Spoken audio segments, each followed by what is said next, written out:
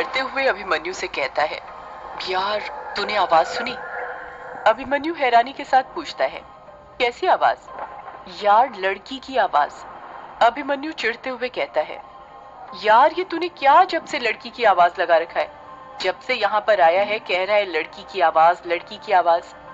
किस लड़की की आवाज की बात कर रहा है तू? यार पता नहीं, पर सच में मैंने 2-3 बार किसी लड़की की आवाज सुनी। लगता है तेरे कान कुछ ज्यादा ही बज रहे हैं। ये बता, तू रास्ते भर कान में हेडफोन डालकर गाने सुनते हुए आया है ना? हाँ, पर ये बात तुझे कैसे पता? यार तभी तो तुझे आवाज सुनाई दे रही है। होता क्या है ना, जब भी हम 3-4 घंटे तक लगातार गाने सुनते हैं तो उनके बोल हमें याद रह जाते हैं और वही बोल हमारे कानों में गूंजने लग जाते हैं। यार पर युग कुछ बोल पाता उससे पहले ही अभिमन्यु कहता है, परवर छोड़, जब से कह रहा था ग्रेवयार्ड कोठी जाना है और जब ताला खुल गया तो बाहर खड़ा हुआ है। कोई शुभ मुहूर्त का इंतजार कर रहा है क्या, या फिर किसी का इंतजार कर रहा है कि कोई आएगा और तेरा गृह प्रवेश करवाएगा?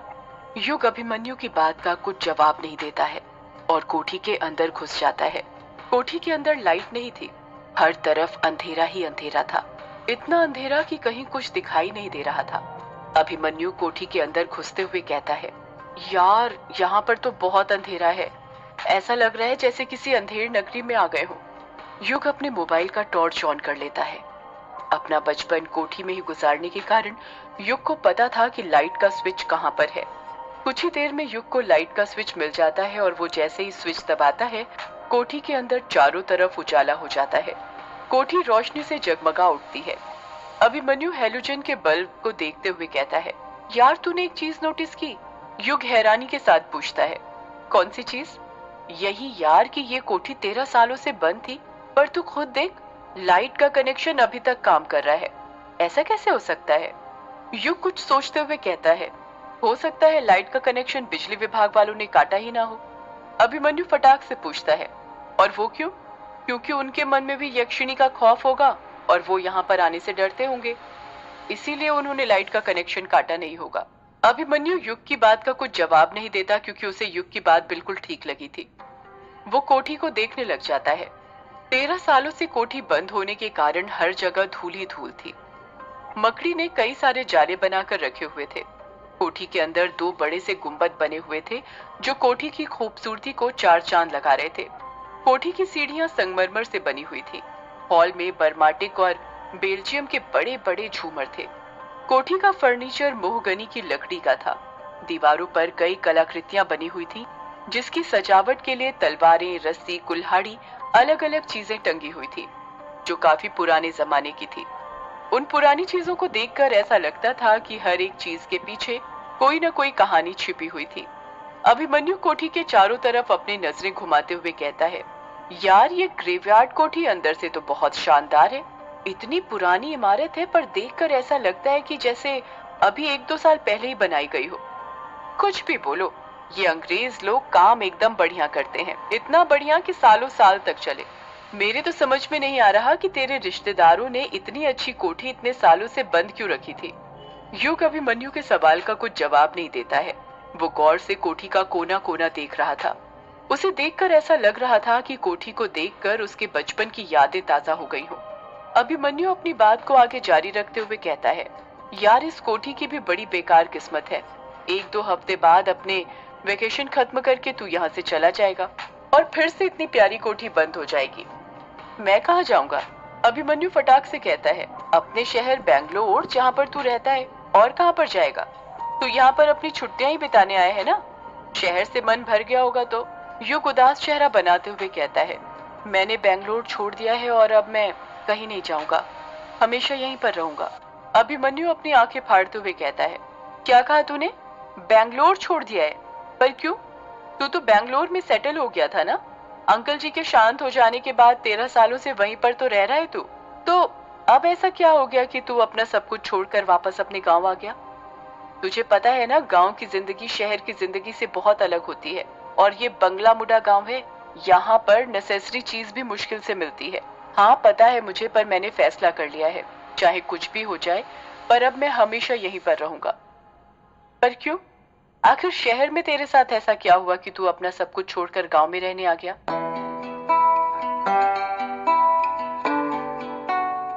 यार अभिमन्यु, देख, अभी ना मेरा तुझे कुछ भी बताने का बिल्कुल मूड नहीं है। मेरा सिर बहुत तेज दर्द हो रहा है। लंबा सफर करने के कारण नींद भी बहुत आ रही है, इसलिए सोने दे मुझे। मैं तुझे सुबह सब कुछ बताता हूँ ना। अभिमन्यु युग की हालत समझ जाता है और उदास चेहरा बनाते हुए कहता है, हाँ चल ठीक है, पर तू सोएगा कहाँ? कोठी में तो सब जगह धूल जमी हुई है। इतनी धूल पर सोएगा क्या? अभिमन्यु ने डाइनिंग टेबल पर फूंक मारते हुए कहा। युग अपने आसपास देखते हुए कहता है, लगता है कल सुबह उठकर सबसे पहले सफाई करनी पड़ेगी। खैर, रात गुजारने के लिए मेरे बैग में 2 ब्लैंकेट रखे हुए हैं। एक तू ले ले, एक मैं ले लेता हूँ। वही बिछाकर सो जाएंगे, फिर सुबह कुछ ना कुछ तो कर ही लेंगे। हाँ ठीक है। युग अपने बैग में से ब्लैंकेट निकालता है और दोनों उसे बिछाकर उस पर सो जाते हैं। चांदनी रात थी और युग एक लड़की के साथ नदी के किनारे बैठा हुआ था। छोटी छोटी लहरें बार बार उन दोनों के पैरों को स्पर्श कर रही थी। युग का चेहरा तो साफ दिख रहा था, पर लड़की का चेहरा क्लियर नहीं दिख रहा था। उस लड़की ने काले रंग की साड़ी पहनी हुई थी। उसने अपना सिर युग के कंधों पर रखा हुआ था। दोनों ही एक दूसरे से चिपक कर बैठे हुए थे। वो लड़की आसमान में दिख रहे चांद को देखते हुए कहती है, एक बात पूछूं आपसे? युग प्यार से कहता है, हाँ पूछो ना, इसमें इतना हिचकिचाने वाली क्या बात है? आप मुझे भूलोगे तो नहीं ना? युग बड़े प्यार से बोलता है, तुम भूलने वाली चीज थोड़ी हो जो मैं तुम्हें भूलूंगा। तुम तो वो हो जिसे मैं जिंदगी भर अपने पास रखना चाहता हूँ, अपनी बाहों में भरकर। इतना कहकर युग उस लड़की की कमर पर हाथ रखता है और उसे अपने सीने से सटा लेता है। वो लड़की युग से दूर हटते हुए कहती है, कोई बातें बनाना तो आपसे सीखे। अच्छा चलिए, ये बताइए मैं आपके लिए क्या हूँ? क्या हूँ मतलब ये कि मैं आपकी जिंदगी में क्या अहमियत रखती हूँ। युग उस लड़की से मजाक करते हुए कहता है, तुम कुछ अहमियत नहीं रखती मेरी जिंदगी में। मेरी जिंदगी मुझसे है, ना कि तुमसे। युग का जवाब सुनकर वो लड़की नाराज हो जाती है और मुंह फुलाते हुए कहती है, मतलब इतने दिनों से जो कुछ आप मेरे साथ कर रहे हैं वो सब दिखावा है। सब लड़के ना एक जैसे होते हैं। उन्हें लड़कियों से बस एक ही चीज चाहिए होती है और वो है उनका जिस्म। जहां आप लोगों का मतलब निकलता है, आप लोग हमसे मुंह फेर लेते हैं।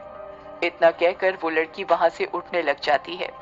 तभी युग उसका हाथ पकड़ते हुए कहता है, अरे तुम तो नाराज ही हो गई। मैं तो मजाक कर रहा था मेरी जान। तुम जानना चाहती थी ना कि मेरी जिंदगी में तुम्हारी क्या अहमियत है, तो अब गौर से सुनो। इतना कहकर युग उस लड़की को फिर से अपने पास बैठा लेता है और उसकी आंखों में देखते हुए कहता है, तुम मेरी जिंदगी की H2O हो। वो लड़की हैरानी के साथ कहती है, H2O हूँ? मतलब तुम मेरी जिंदगी का पानी हो जिसे पीकर मैं अपनी प्यास बुझाना चाहता हूँ। तुम मेरी जिंदगी की ऑक्सीजन हो जिसे मैं अपनी सांसों में भरकर जीना चाहता हूँ। इतना कहकर युग उस लड़की के करीब चला जाता है, इतने करीब कि अगर अब वो जरा सा भी आगे बढ़ता तो उसके होंठ उस लड़की के होंठ से टकरा जाते। वो लड़की एक लंबी आह भरते हुए कहती है, आप रुक क्यों गए? बोलते रहिए। तुम मेरी जिंदगी का वो हसीन ख्वाब हो जिसे मैं रोज देखता हूँ। तुम मेरी जिंदगी का वो सुकून हो जो मुझे तुम्हारी बाहों के सिवा कहीं और नहीं मिलता। तुम मेरी जिंदगी का वो हिस्सा हो जिसके बिना मैं कुछ नहीं। सच तो ये है कि मेरा तुम्हारे बिना कोई वजूद नहीं। युग को पता ही नहीं चल पाता कि कब बातें करते करते उसके होंठ उस लड़की के होंठों से टकरा जाते हैं। दोनों के होंठ चिपक गए थे, ठीक उसी तरह जिस तरह भंवरा फूल से चिपकता है। जब युग और वो लड़की एक दूसरे को स्पर्श करते हैं तो दोनों को अपने अपने बदन में एक कपकपी सी होती है और दोनों एक दूसरे को अपनी बाहों में भर लेते हैं। वो दोनों कब रेत पर लौट जाते हैं उन्हें पता ही नहीं चलता। उस लड़की की काली साड़ी में युग पूरी तरह गूंथ चुका था। कोई इस बात का अंदाजा ही नहीं लगा सकता था कि उस लड़की ने साड़ी भी पहनी हुई थी। ऐसा लग रहा था जैसे वो साड़ी एक चादर हो जिसमें वो दोनों समाये हुए थे। उस लड़की के बदन का एक एक अंग युग के अंग के साथ स्पर्श हो रहा था। दोनों एक दूसरे में समाहित हो गए थे। उन दोनों के रोम रोम में आग लगने लग गई थी। युग उस लड़की के बहुत करीब चला गया था, इतने करीब कि तेज तेज चल रही उस लड़की के दिल की धड़कनों को वो साफ साफ सुन पा रहा था। युग का मन ही नहीं कर रहा था उस लड़की के बदन को छोड़ने का। उसने अपने शरीर की पूरी ताकत लगाकर उसके बदन को अपनी बाहों में जकड़ा हुआ था। वो लड़की बड़ी हिम्मत से अपने हाथ छुड़ाते हुए युग को रेत पर लेटाती है और एक एक करके उसके शर्ट के बटन खोलने लग जाती है। युग